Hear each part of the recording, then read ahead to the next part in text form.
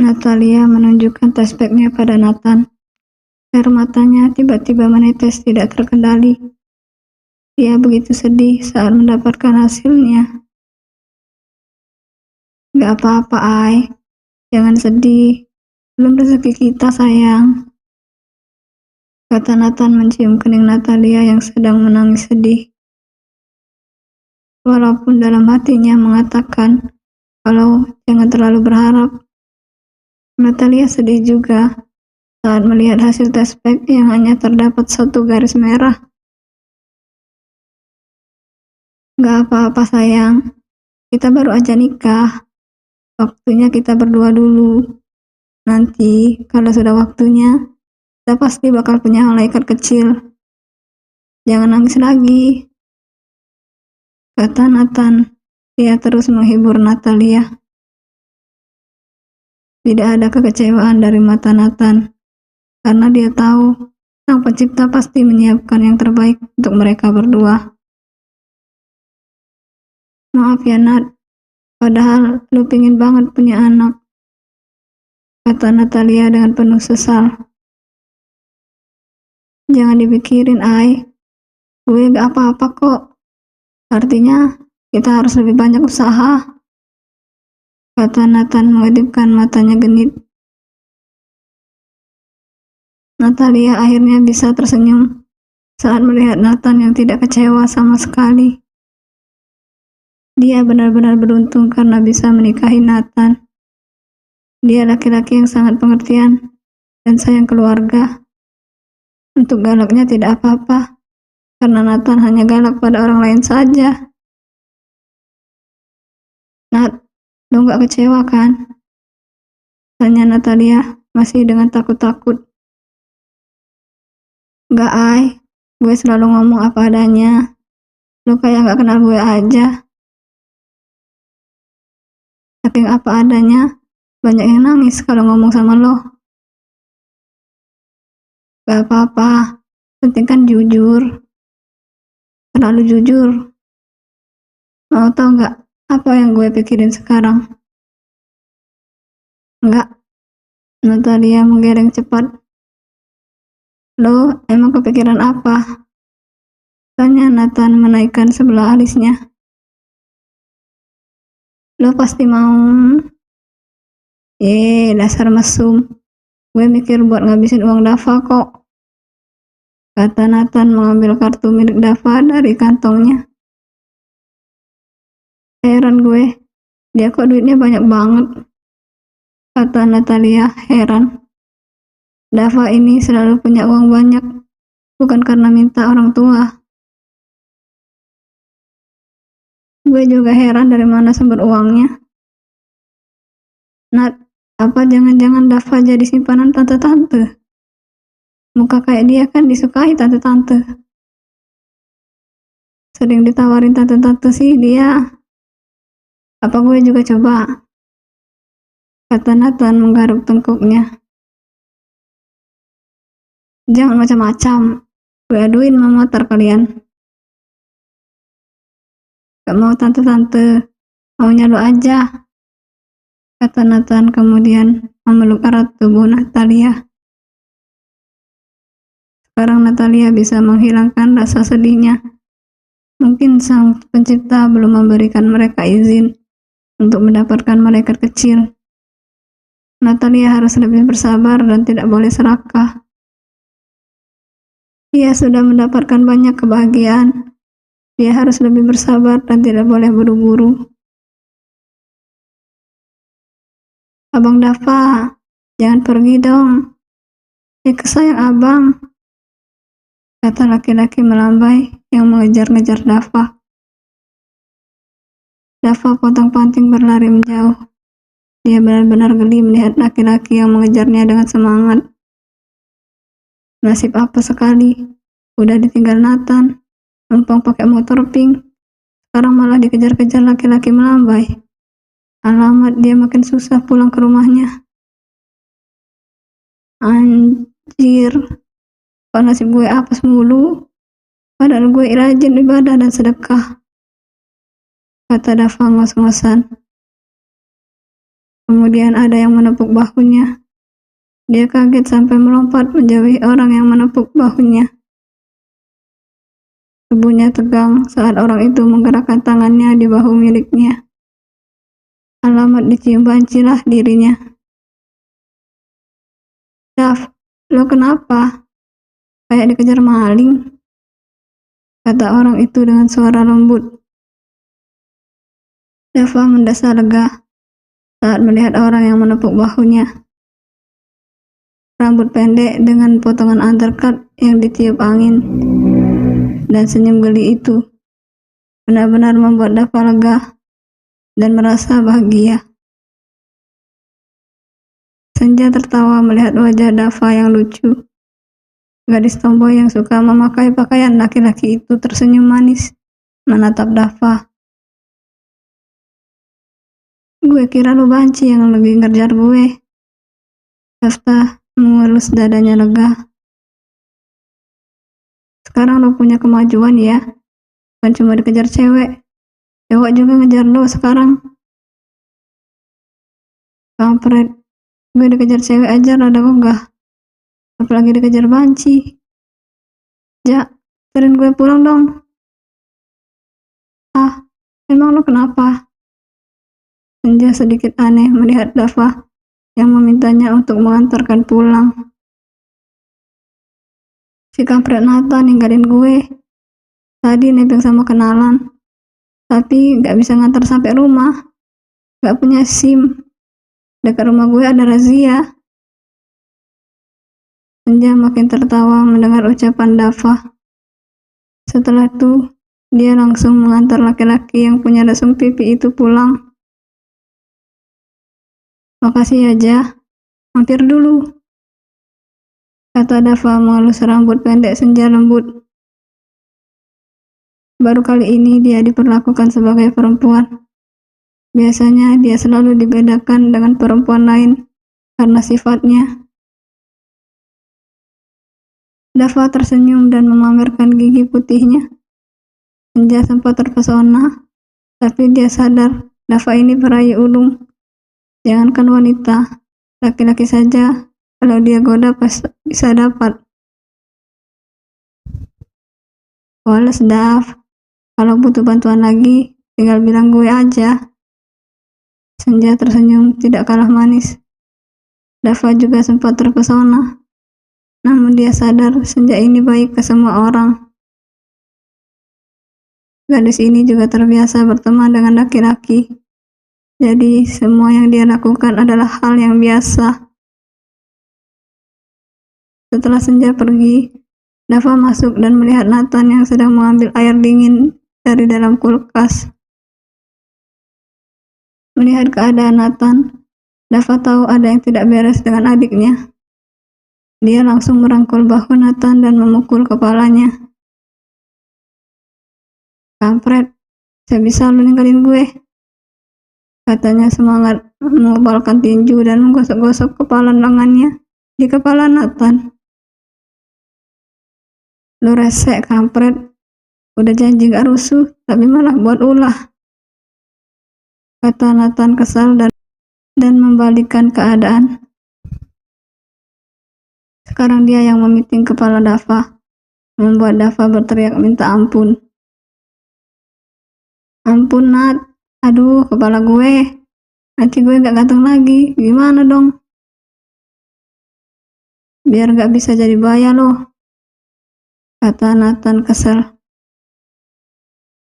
Natalia juga ikut datang dan membawa bantal. Dia memukul badan Dava dengan semangat. "Pegang yang erat, Nat. Si kampret dibiarin malah melunjak. Dia post foto kita di grup alumni. Dijual murah katanya," kata Natalia kesal dan terus memukul badan Dava. "Ampun, gue ngaku salah. Udah, jangan aniaya gue terus," kata Dava minta ampun. Nathan dan Natalia malah semakin semangat menganiaya Dava. Akhirnya mereka saling kejar-kejaran, memukul dengan bantal sofa hingga ruang tamu menjadi berantakan. Beberapa bantal juga rusak. Kapas bertebaran dan mengotori ruang tamu. Saat ada kesempatan, Dava juga berlari ke kolam renang. Nathan dan Natalia semangat mengejar Dava.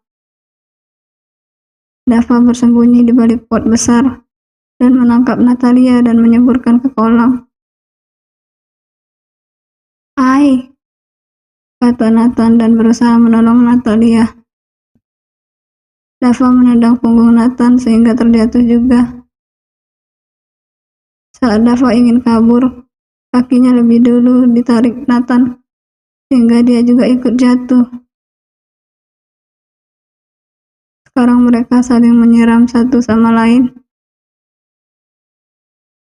"Udah, stop," kata Rianti sambil membawa sapu lidi.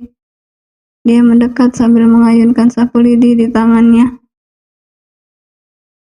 Anak-anak ini sungguh luar biasanya. Ruang tamu jadi kacau sampai seperti kena bom atom. "Ampun, Ma," kata mereka langsung berlari meninggalkan Rianti, sehingga meninggalkan jejak air di sepanjang langkah mereka.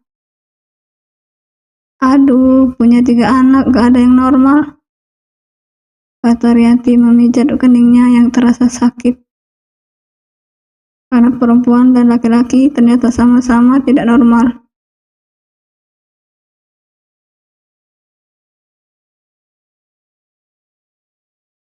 Nathan dan Natalia tertawa saat selesai mandi dan mengeringkan rambut masing-masing.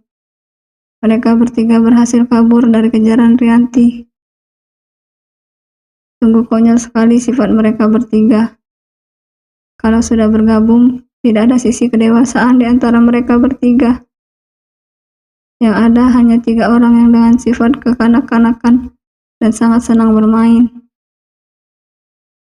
Dava Anggara Putra. "Nat, makan di luar yuk. Gue takut cewek mama. Pas bunga yang dari Itali pecah, Nat." Nathan dan Natalia membaca pesan dari Dava dengan kening mengkerut.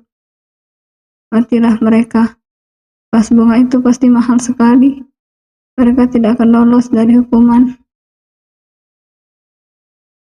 Nathan Anggara Putra. "Gue sama Ai, ikut deh. Kita pergi keluar diam-diam aja." Natalia Alara. "Apa nggak bisa kita ganti aja pas bunganya?" Dava Anggara Putra. "Itu pas bunga khusus, teman seniman papa yang dibuat sebagai hadiah pernikahan. Mana ada lagi yang kayak gitu."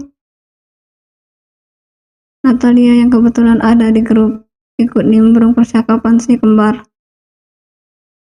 Nathan Anggara Putra. "Gak usah khawatir, nanti mama juga maafin kita." Setelah saling mengirim pesan, mereka sekarang diam-diam keluar dari rumah, memesan taksi online agar tidak ketahuan pergi dari rumah. Nathan dan Natalia yang duduk di kursi belakang saling bercanda membuat Dava dan Pak Sopir menjadi iri. "Nat, lo tau nggak?" Natalia memulai pembicaraan. Sudah pasti sisi gibah dimulai. Nathan dan Dava mulai menajamkan kuping. Nathan yang dingin dan galak saja kadang tertarik dengan gibah, apalagi Dava yang kepoan.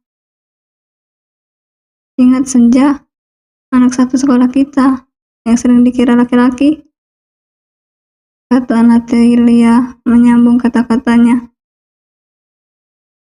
"Tadi sore gue ketemu, nganterin gue pulang karena ditinggal Nathan," kata Dava mencibir Nathan terang-terangan. "Kampret, beruntung banget lo, Dav.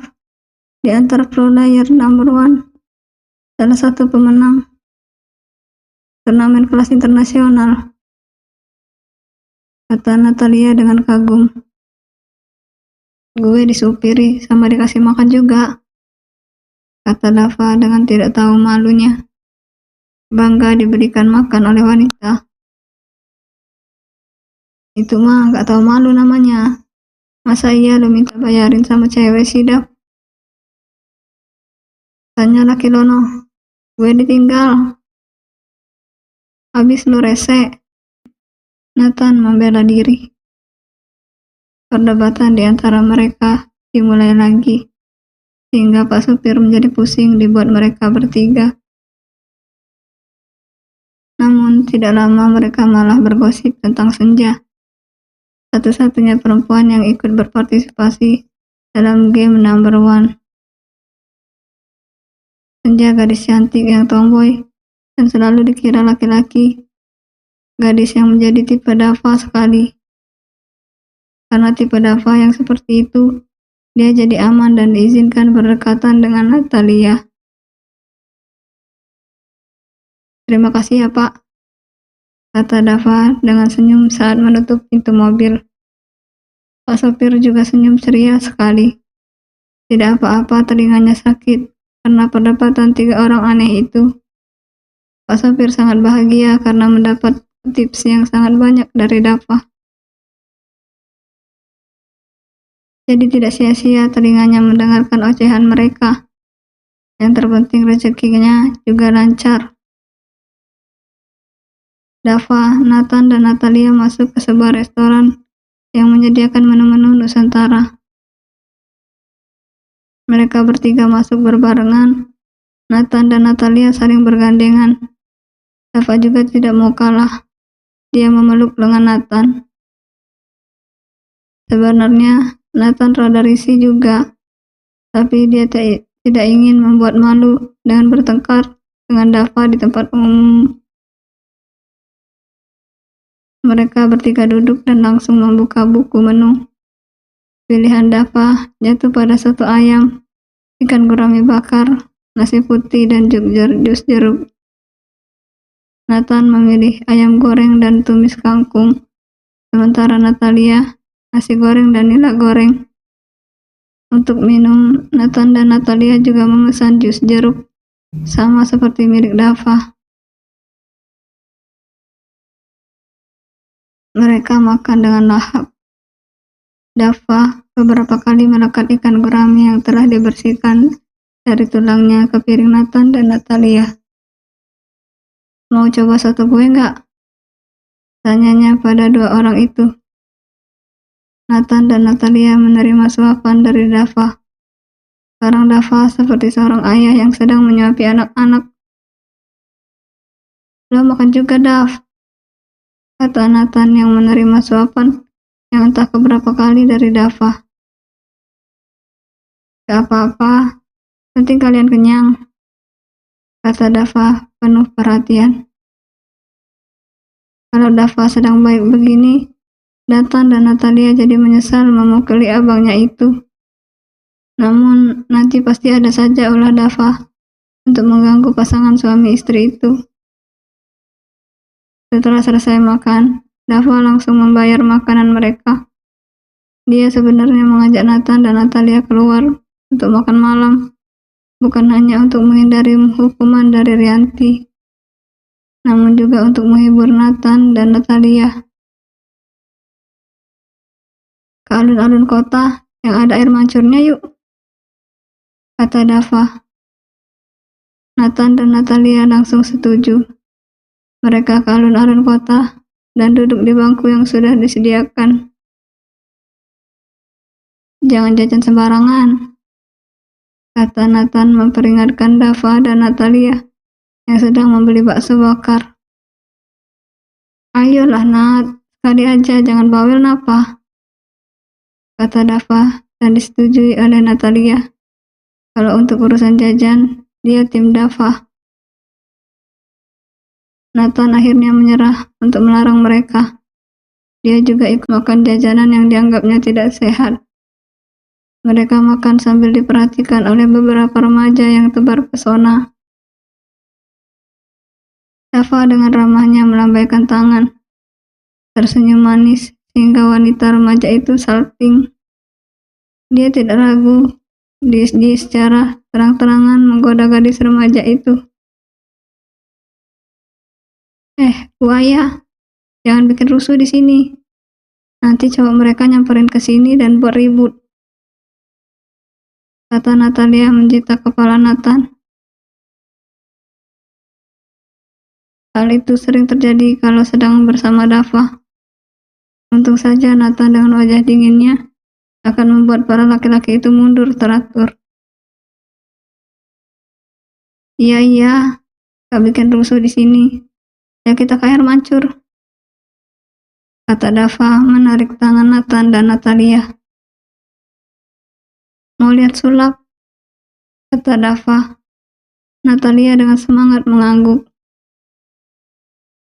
Dava berdiri di tengah air mancur, merentangkan tangannya ke atas, dan air mancur membasahi tubuhnya. Dia benar-benar terlihat tampan dengan rambut yang basah. Tidak lama kemudian, dia menarik Nathan, sehingga ada dua laki-laki tampan yang sedang basah-basahan. "Hai, ayo sini," kata Nathan pada Natalia. Natalia juga ikut dan mereka bertiga malah saling mengejar di dalam air mancur dan menari. Untung wajah mereka sangat rupawan, sehingga tidak diteriaki orang gila dan diusir. Kalau sudah bertiga, kelakuan mereka tidak akan waras. Nathan yang bisanya paling enggan untuk menarik perhatian saja, larut dalam pengaruh Dava dan Natalia. "Ranger hitam," kata Dava mengeluarkan jurusnya. "Ranger pink, si paling cantik," kata Natalia tidak mau kalah. Nathan yang hanya diam saja, bahunya disenggol oleh Natalia dan Dava. "Ultraman, penyelamat bumi," kata Nathan pada akhirnya. "Itu mah Boboiboy," kata Natalia dan Dava serentak. "Apalah, penting ada," kata Nathan membalas. Mereka benar-benar melupakan kesedihan karena gumpalan lemak yang kata Dava belum hadir. Namun kebahagiaan itu tidak lama. Sampai di rumah, Rianti dan Rama sudah menunggu di depan pintu dengan wajah galak. Dava dan Nathan dijewer oleh Rama, sementara Rianti menjewer Natalia, membawa ketiga anak nakal itu ke ruang keluarga. "Hukum mereka, Pak. Mereka ninggalin Mama makan malam sendirian," kata Rianti mengadu ke Rama dan menyandarkan kepalanya di bahu Rama, yang walaupun sudah berusia, tetap tegap. Ketiga anak itu hanya diam, tidak berani berkutik lagi, saling memandang satu sama lain dan menyenggol. "Kalian dihukum, mobil ditahan," kata Rama tegas. Dava, Nathan, dan Natalia hanya diam saja dan menunduk. Setelah bersenang-senang, akhir mereka kena hukum oleh Rama. Semoga nanti Dava bisa merayu Rianti agar hukuman dari Rama dibatalkan. Bersambung.